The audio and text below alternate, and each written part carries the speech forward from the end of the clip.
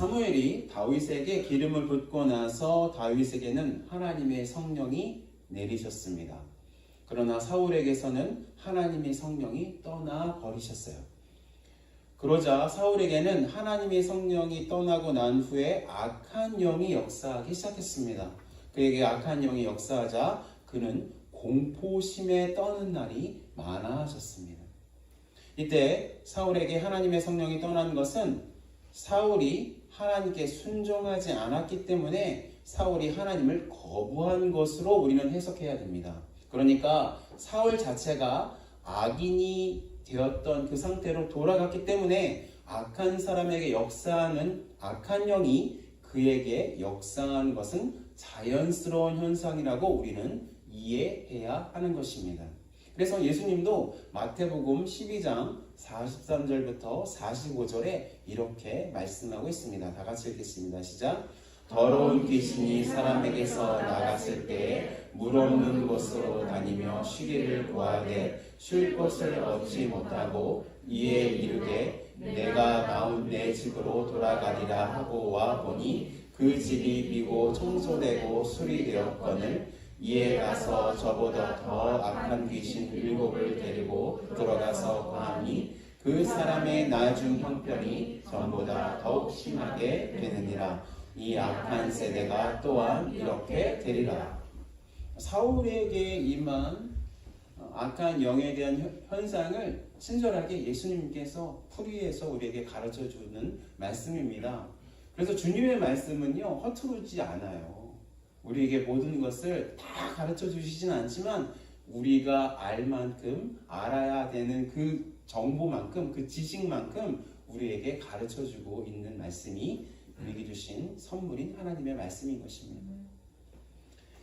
여기서 우리는요, 어떻게 하나님의 성령이 사람에게서 떠날 수 있는가라고 질문할 수가 있습니다. 물론 우리 그리스도인들에게 주신 성령 하나님 떠나실까요? 아니요, 절대로 떠나지 않으십니다. 그러나 사울에게 임한 성령은 그의 영혼의 구원을 위해서 주시는 것이 아니라 그가 이스라엘의 왕으로서 그 역할을 수행할 수 있도록 특별히 성령께서 임재하신 것으로 이해해야 되는 것입니다. 역할을 위한, 왕의 역할을 위한 성령의 임재였다라고 우리가 이해해야 되는 것입니다. 만약에 사울이 하나님의 구원의 은혜를 경험한 사람이라면, 그래서 자신에게 있는 성령 하나님의 임재가 예수 그리스도의 구원을 통한 임재인 것을 알았던 사람이라면 그는 그렇게 악신이 역사할 때 하나님께 나가서 죽을 힘을 다해서 기도했을 것입니다. 하나님께 자신의 그 구원의 기쁨을 다시 회복해 달라고 정말로 매달렸을 것이에요. 그런데 그런 모습이 보이지 않습니다. 여러분, 사울만 죄인 아니에요. 그렇죠? 사울만 죄인 아니고 다윗도 죄인입니다. 얼마나 큰 죄를 그가 지었는지 우리는 잘 알고 있습니다. 어떤 죄였습니까? 자신의 부하이며 친구인 우리아의 아내 밧세바를 범한 죄입니다. 빼앗은 죄입니다. 밧세바가 임신을 하게 되자 그 아이가 자신의 아이가 아니라 우리아의 아이인 것으로 속이려고 우리아를 전쟁에서 불러옵니다. 그래서 밧세바와 동침을 하려고 이렇게 계략을 꾸미죠. 근데 우리아 어떤 사람이었습니까? 충성스러운 사람이었습니다. 다윗에게 충성스러운 사람이었고 자신의 부하들과 동료들에게 충성스러운 사람이었습니다. 어떻게 나의 동료들과 나의 부하들이 전쟁에서 죽어가고 있는데 나만 나의 집에 들어가서 나의 아내와 잠을 자고 편하게 지낼 수 있나? 나는 그렇게 할 수 없다 하고 해서 그것을 피해버렸어요. 그래서 다윗 더 나가서 더 악독한 일을 벌입니다. 요압에게 편지를 살짝 띄우죠. 우리아를 전쟁에서 죽게 해라. 요압이 그 이야기를 딱 듣고 우리아를 죽게 만듭니다. 이런 죄, 다윗의 죄인 것입니다. 다윗의 죄와 사울의 죄를 이렇게 저울에다가 올려놓고 비교하면 어떤 죄가 무거울지 저는 판단할 수 없습니다. 그런데요, 이렇게 엄청난 죄를 지은 다윗, 그 다윗은 이 사울과 다른 모습을 보여줍니다. 단 한 가지의 차이밖에 없어요. 다윗과 사울의 차이는 단 한 가지의 차이밖에 없습니다. 그게 바로 그 차이를 나타내주는 말씀이 시편 51편의 말씀입니다. 시편 51편 1절에서 3절, 9절에서 11절 말씀입니다. 다 같이 우리 읽겠습니다. 시작. 다윗이 밧세바와 동침한 후 선지자 나단이 그에게 왔을 때 하나님이여 주의 인자를 따라 내게 은혜를 베푸시며 주의 많은 긍휼을 따라 내 죄악을 지워주소서. 나의 죄악을 맑게 씻으시며 나의 죄를 깨끗이 제하소서. 물은 나는 내 죄가를 아오니 내 죄가 항상 내 앞에 있나이다. 주의 얼굴을 내 죄에서 돌이키시고 내 모든 죄악을 지워주소서. 하나님이여 내 속에 정한 마음을 창조하시고 내 안에 정직한 영을 새롭게 하소서. 나를 주 앞에서 쫓아내지 마시며 주의 성령을 내게서 거두지 마소서. 사울과 다윗 모두 다 악한 사람들입니다. 사울과 다윗의 삶 전혀 달랐던 모습 바로 이것입니다.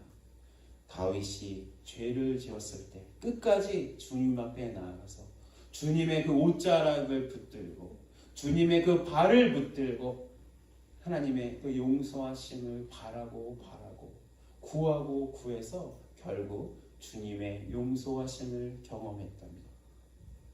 주님의 성령을 내게서 거두지 말라고 그렇게 애원해서 그래도 주님의 성령 떠나지 않으시고 그와 함께 했던 것. 그 차이가 사울과 다윗의 차이인 것입니다. 그런데요, 오늘이요, 사울이 악한 영에게 시달리는 모습이 아이러니하게도 다윗이 등장하는 계기가 되었습니다. 그렇죠? 사울이 악신에게서 시달려서 공포에 덜덜 떨고 있을 때 그 신하들은 음악 치료를 생각하게 되었습니다. 그리고 사울도 그 신하들의 그 제안을 좋게 생각했습니다. 그러자 사울의 그 부하 중에 한 사람이 내뜸 다윗을 천거했습니다. 베들레헴 사람 이새의 아들을 보니까 수금을 잘 탈 줄 알고 또 용기도 있고 싸움도 잘하고 또 말솜씨도 있어서 굉장한 사람이더라. 그래서 또 여호와께서 그와 함께 계시더라라는 그런 리포트를 합니다. 사울도 그의 이야기를 좋게 여겨서 이새에게 다윗을 보내라고 궁중에 보내라고 이제 연락을 합니다.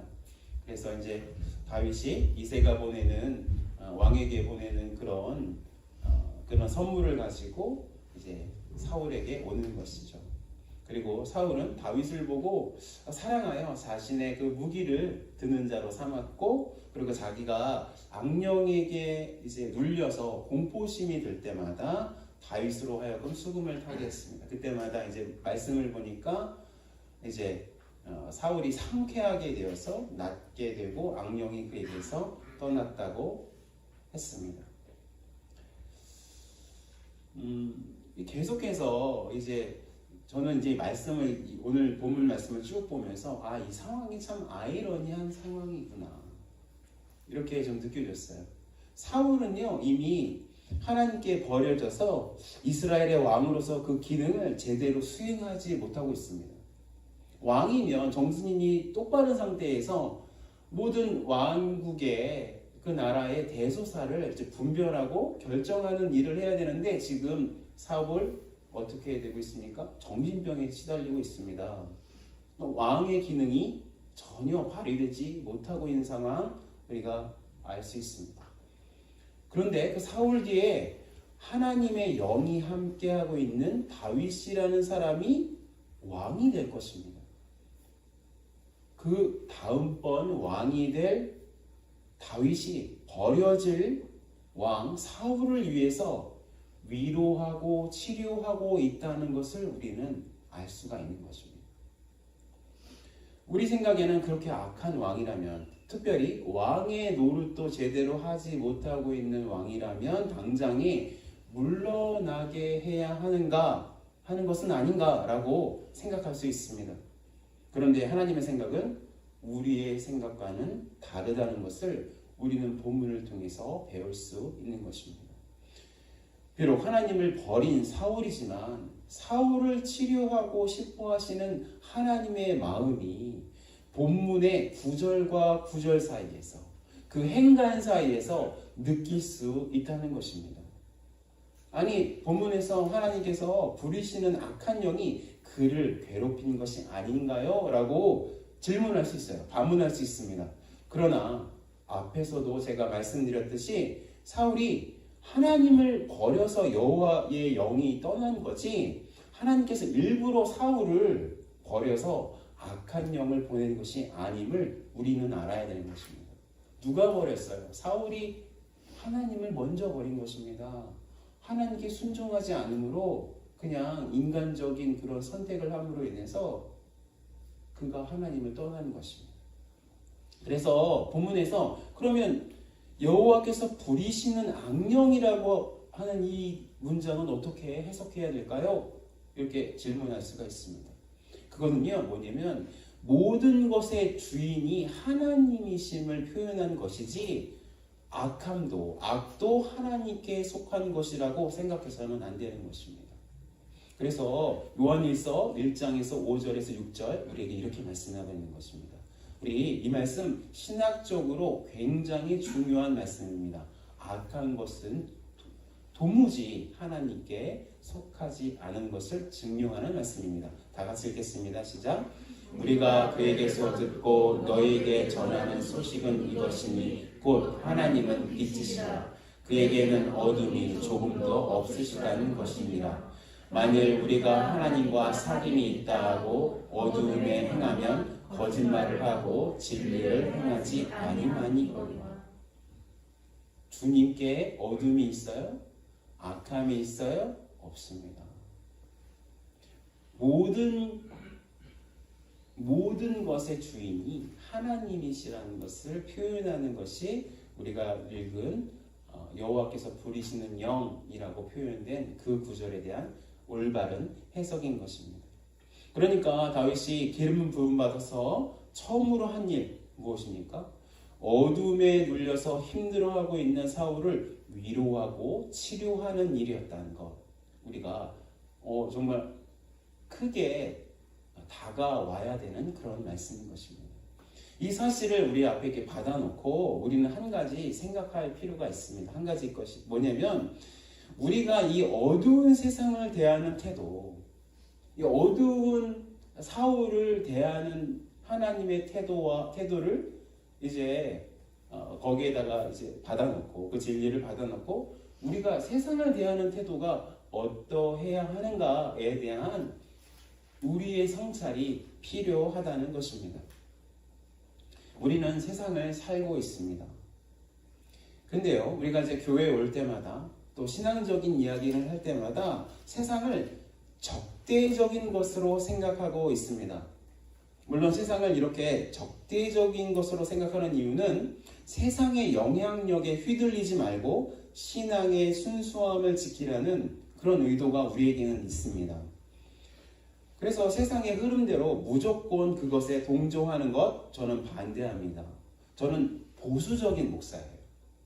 저는 보수적인 성경을 하나님의 말씀으로 1.1획도 오류가 없다고 믿는 그런 목사입니다. 그리고 우리 교회가 속한 SBC도 그런 교단입니다. 그래서 세상에서 이야기하고 있는 동성 결혼이나 아니면 낙태에 대해서 분명한 반대의 의견이 저한테는 있습니다. 저는 물러설 수 없습니다. 그래서 이 문제로 이게 이제 법제화가 돼서 그렇게 가르치는 사람들은 감옥에 가야 된다. 그러면 저는 기꺼이 감옥에 갈 마음이 있습니다. 그런데요, 이렇게 세상을 적대적으로 보는 보고 세상은 되도록이면 피해야 하는 그런 대상으로 생각하면, 그렇게만 생각하면요, 교회와 세상을 둘로 나누고 교회 속의 생활과 세상 속의 생활을 다르게 하는 이분법적인 신앙을 가지게 될 수 있다는 것입니다. 이런 이분법적인 생활을 갖고 있으면 어떻게 되는 것이죠? 교회는 성스러운 것, 세상은 속스러운 것, 더러운 것. 그래서 교회 안에서는 거룩하게 행해야 되고, 세상에는 그냥 세상의 법칙대로 그냥 따라가도 무방한 것. 그래서 교회에 와서 우리의 죄를 다 씻겨내리면 그만일 뿐, 이런 신앙으로 전락할 수 있습니다. 그래서 세상을 이분법적으로 보는 태도, 우리가 지양해야 되는 것입니다. 그렇다면 세상을 향해서 어떠한 태도를 가지고 있어야 할까요? 우리가 너무나 잘 알고 있어서 모든 사람들이 외우고 있는 요한복음 3장 16절이 우리에게 정말로 우리가 갈 길을 잘 제시하고 있습니다. 이 말씀 다 같이 한 목소리로 읽겠습니다. 시작. 하나님이 세상을 이처럼 사랑하사 독생자를 주셨으니 이는 그를 믿는 자마다 멸망하지 않고 영생을 얻게 하려 하십니다. 하나님은 세상을 사랑하신다고 했습니다. 하나님은 세상을 미워하지 않으세요. 사랑하십니다. 그래서 당신의 아들 예수 그리스도를 주셨다는 것입니다. 그래서 예수님을 믿는 사람마다 멸망치 않고 영생을 얻게 된다. 분명하게 말씀하고 있습니다. 우리가 우리의 거룩과 신앙을 세상으로부터 지키려고 세상을 적대적인 것으로만 본다면 우리는 하나님께서 세상을 바라보시는 그 사랑의 관점에서 벗어나게 된다라는 말씀인 것입니다. 절대로 오해하지 않으셨으면 좋겠습니다. 저는 지금 세상의 방식을 사랑하라는 말씀이 아닙니다. 세상의 방식, 사단의 방식을 사랑하자는 것이 아니라 세상 속에 있는 사람들을 향한 우리의 시선을 하나님의 시선으로 바꾸어야 한다는 것입니다. 우리 마음속에는 신앙인이 아닌 어떤 사람이 잘못을 하게 되면 속으로 이런 이야기를 하게 됩니다. 그러면 그렇지 뭐, 예수 믿지 않는 사람이 뭐 그렇지 뭐, 이렇게 판단하는 그런 마음 쉽게 우리가 가질 수 있습니다.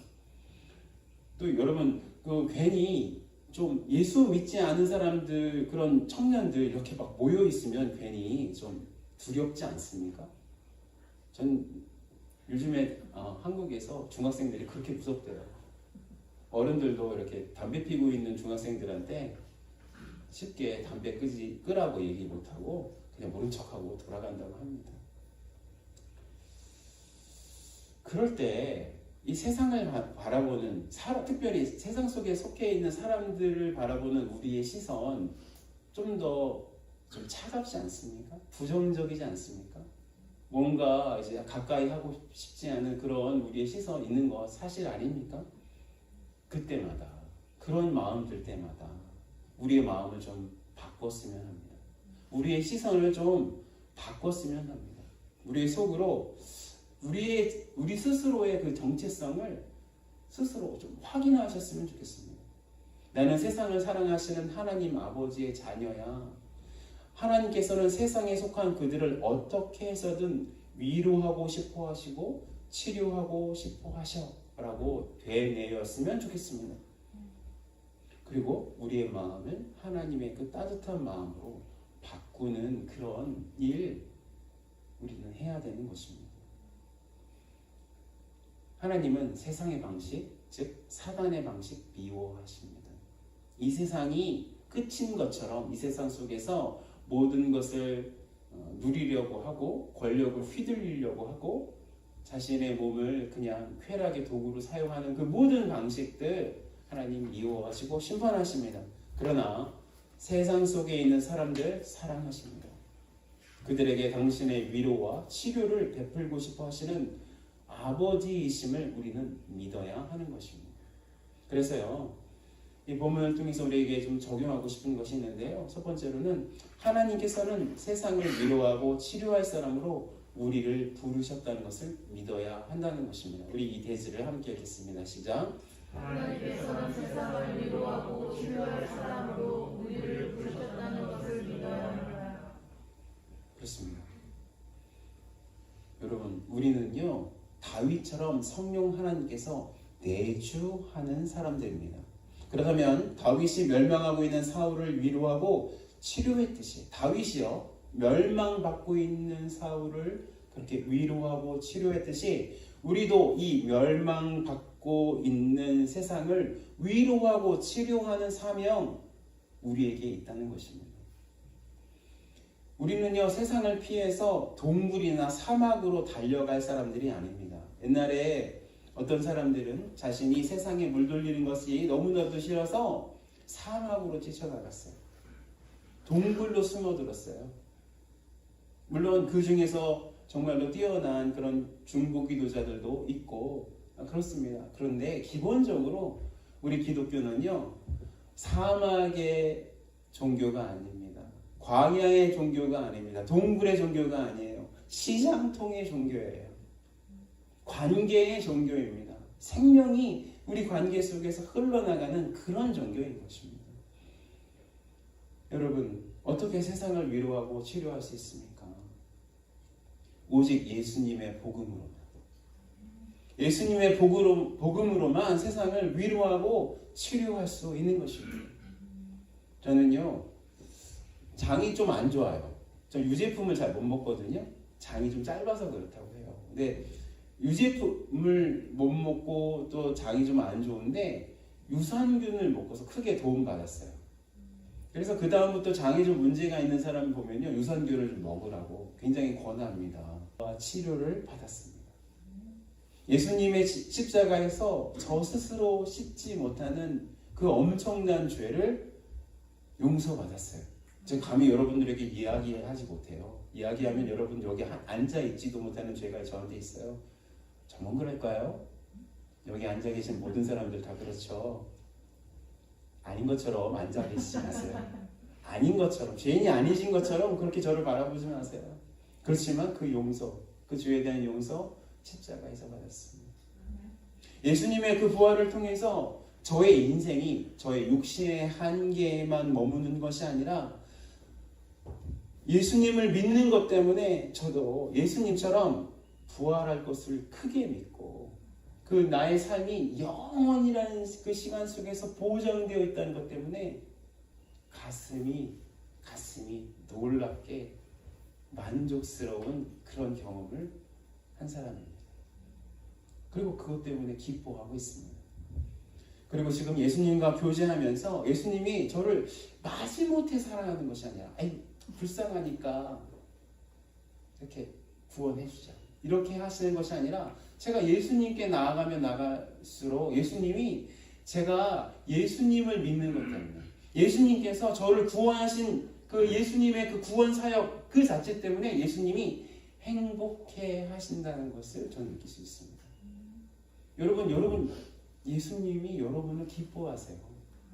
여러분을 위해서 십자가에서 못 박히신 그 일을 다 하시고 나서 예수님 얼마나 기뻐하시는지 몰라요. 그리고 그 진리를 예수님의 영이신 성령 하나님으로 여러분들에게 알려주신 것 때문에 예수님이 얼마나 기뻐하시는지 몰라요.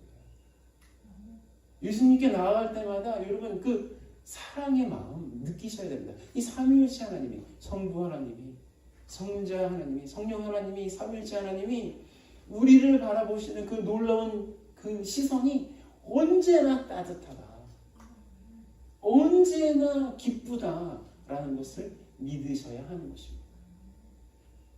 하나님께서 나를 바라보시는 그 감정을 떠올리는 것, 그것이 자기가 자기를 생각하는 자기 정체성의 중요한 근간인 것이에요. 여러분, 그렇기 때문에 저는 예수님을 믿지 않는 사람을 보면 예수님을 전하는 것입니다. 어떻게 해서든 저를 통해서 예수님이 그들을 치유하시고 위로하시기를 간절히 저는 원하고 있습니다. 여러분들은 어떠십니까? 저는요 팬데믹 전에 우버 드라이버였어요. 우버 드라이버. 지금 팬데믹 때문에 우버 드라이버를 하지 못하는데요. 하게 된 이유가 갑자기 하나님께서 저희 영혼이 데려가셔서 그 충격에 그 사역에 집중을 할 수가 없으니까 차라리 밖으로 나가서 있자. 그 마음 때문에 우버 드라이버를 시작했어요. 그런데요, 그 우버 드라이버 하는 시간 동안 하나님께서 저를 위로해 주셨어요. 뭐냐면 우버 드라이버를 할 때마다 하나님의 복음을 전하게 하시는 거예요. 만나는 사람마다. 그리고 문제가 많은 사람들이 얼마나 많은데요. 그 사람들에게 기도해 주는 거예요. 어떤 날은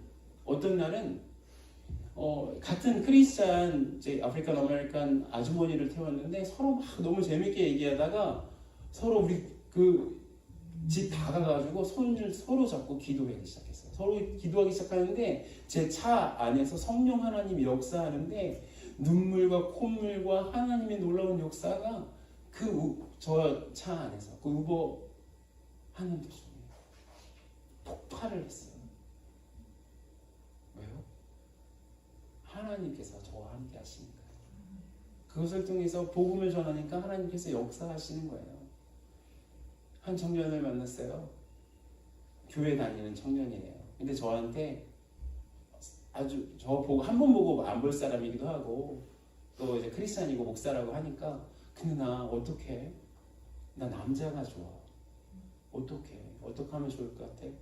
나도 참 고민이 되더라고요. 나 자기는 하나님을 사랑하고 교회도 열심히 다녔는데 남자가 좋아져서 큰일 났다고 얘기하는 그 청년에게 기도해 줬어요. 그리고 나 권면했죠. 네 마음 변하지 않을 수 있어. 남자 그냥 좋아할 수 있어. 하지만 그걸 프랙티스 하는 거는 그건 잘못된 거야. 프랙티스 안 할 수 있도록 하나님께 기도해. 그 정도의 조언할 수 있었어요. 여러분, 우리가 예수님의 사랑을 경험하고 있다면 예수님을 전할 수밖에 없는 것입니다. 우리에게 위로와 치유의 하나님이신 성령 하나님이 우리에게 임재하고 있다면 우리는 하나님을 전할 수밖에 없습니다. 우리는 세상 속에서 악한 영의 그 밑에서 공포를 맛보고 있는 사람들에게 하나님의 복음을 전해야 하는 것입니다. 하나님의 복음을 전해서 그들이 하나님으로부터 오는 치유와 위로를 경험받게 해야 하는 상황이 우리에게 있는 것입니다. 두 번째로 본문을 통해서 적용하고 싶은 것은요. 하나님께서 우리에게 주어진 일상을 최선을 다해 살아내어 세상을 위로하고 치료하자는 것입니다. 이 대제를 함께 읽겠습니다. 시작. 하나님께서 우리에게 주어진 일상을 최선을 다해 살아내며 세상을 위로하고 치료하자. 다윗이 하나님께 선택받아서 사울을 위로하는 존재가 되기 위해서 어떤 과정을 거쳤는지가 너무나도 궁금해요. 그것에 대해서 시편 78편은 이렇게 말씀하고 있습니다. 시편 78편 70절에서 72절 읽겠습니다. 시작. 또 그의 종 다윗을 택하시되 양의 위에서 취하시며 전량을 지키는 중에서 그를 이끌어내사 그의 백성인 야곱 그의 소유인 이스라엘을 기르게 하셨더니 이에 그가 그들을 자기 마음의 완전함으로 기르고 그의 손의 능숙함으로 그들을 지도하였도다. 다윗 그냥 수금만 잘 타는 사람 아니었습니다. 그는 아주 적은 양의 그 무리를 성심성의껏 돌보는 그런 목자였습니다. 그래서 사무엘상 17장 28절을 원문으로 보면 이 전쟁터에 다윗이 이제 심부름을 나왔어요. 그런데 심부름을 나왔던 다윗을 엘리압이 이렇게 꾸짖습니다. 이렇게 뭐라고 하냐면 몇 마리 안 되는 양을 누구에게 떠맡기고 너는 전쟁을 구경하러 왔느냐라고 얘기하고 있습니다. 그러니까 그가 맡아서 기르던 양의 규모가 그렇게 큰 규모가 아니었다는 것을 우리는 알 수 있습니다. 그렇게 적은 수의 양을 어떻게 해요?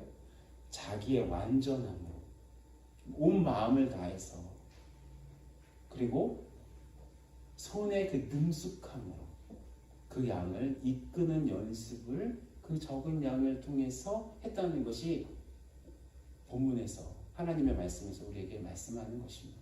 이 영어로 보면 integrity of heart, skillful hands 이렇게 얘기하고 있어요. 마음의 인테그리티, 마음이 순전한 거죠. 최선을 다하는 거죠. 성실하는 거죠. 자기가 맡은 조그만 일에 대해서 그렇게 하는 것입니다. 그리고 그 양들을 향해서 수금을 연주했던 거예요. 그리고 하나님을 찬양했다는 거예요. 그것을 하나님께서 기억하셨다. 또 사람들에게 알려지게 하셔서 다윗이 궁중 안에서 사울을 위로하고 치료하는 그런 역할을 하게 하셨다는 것입니다. 여러분, 우리가 사는 세상 속에서 복음을 전하려면 우리에게 주어진 일상의 일을 최선을 다해서 성실하게 임해야 하는 것입니다. 그럴 때에야 우리에게 다른 사람에게 복음을 전할 기회가 주어지는 것입니다. 제가 여러분 우버 드라이버 할 때 저의 그 운전 실력이 너무 형편없어가지고 그리고 찾아갈 곳도 잘 못 치고 굉장히 레클레스 드라이버처럼 막 이렇게 하고 그러면 제가 아무리 복음을 전한다고 해도 그들 들었을까요? 아니죠. 안 들었을 것입니다. 그래서 우리에게 맡겨진 일상의 일들을 최선을 다해서 임해야 하는 것입니다. 참 안타까운 일들이 있는데요. 이 얘기를 들어보면 어떤 분이 어떤 클럽이나 아니면 어떤 운동을 하는데 크리스찬인 것이 너무 명백해요. 어떤 사람은 뭐 장로님이라고 너무나 이제 알려져 있고 심지어 어떤 사람은 목사님이 그 클럽에서 이렇게 활동을 하는 거예요. 그런데 그분들이 그곳에서 그 클럽이나 아니면 그 관계 안에서 이 성실한 마음 보여주지 못했기 때문에 또 그들의 그 솜씨가 최선을 다하지 않는 그런 모습 보여줬기 때문에 오히려 복음이 막히는 그런 슬픔 종종 일어나는 것 우리 경험합니다. 그래서 우리가 크리스찬으로 반드시 드러나게 돼 있거든요. 그럴 때 우리가 최선을 다해서 우리에게 맡겨진 일들을 수행하자고요. 여러분, 세상의 사람들은요, 우리에게 돈을 받고 시키면서 자신들이 우리들보다 위에 있는 사람처럼 생각하고 우리를 그렇게 대할 때가 많이 있습니다. 그럴 때 우리는 스트레스를 받는 것이 당연하죠. 그런데 영적으로 생각하면 우리는 그들을 위로하고 치료하려고 하나님으로부터 파송받은 하나님의 왕자이며 하나님의 공주인 것입니다. 그리고 그들이 아무리 우리를 멸시쳤는데 해도 우리의 신분 변하지 않습니다. 우리는 영적으로 예수님을 믿지 않는 세상 사람들보다 훨씬 더 높은 위치에 있는 사람이라는 것입니다. 그래서 우리는 세상에 속한 그들을 위로하고 치유할 수 있는 것입니다. 그 사명 우리에게 있는 것입니다. 결론 내겠습니다. 다윗이 성령의 임재하심을 느끼고 난 후 첫 번째로 한 일이 멸망하고 있는 사울을 치료하고 위로하고 있다는 그 사실 주목했으면 합니다. 그것은 비단 다윗을 중앙정치 무대로 불러 세우시려는 하나님의 의도만이 있는 것이 아니라 그래도 고통당하고 있는 사울을 치유하시기 위함이라는 것도 우리는 알아야 하는 것입니다. 그래서 우리에게 이 악한 세상을 미워하고 싫어하고 피할 것만이 아니라 그 안에 있는 하나님의 사람들, 숨겨져 있는 하나님 사람들을 깨우고 그들에게 복음을 전하고 그래서 치유하고 위로하는 사명이 우리에게 있다는 것 철저하게 인식해야 하는 것입니다. 그래서 우리가 만나는 모든 사람들에게 예수님의 복음을 전하는 사명이 있습니다. 어떻게 해서든 예수님의 복음을 전하시기 바랍니다. 우리에게 맡겨진 일상들의 일들을 철저하게 수행해야 그 복음이 막히지 않게 됩니다. 우리가 묵묵히 일을 수행하는 것도 하나님을 예배하는 것이며 복음을 전하는 행동임을 우리는 믿어야 하는 것입니다. 그래서 우리 일상의 최선으로 복음을 전하는 우리 둘러싸인 진례교회의 부인들 되시길 예수님의 이름으로 축원합니다.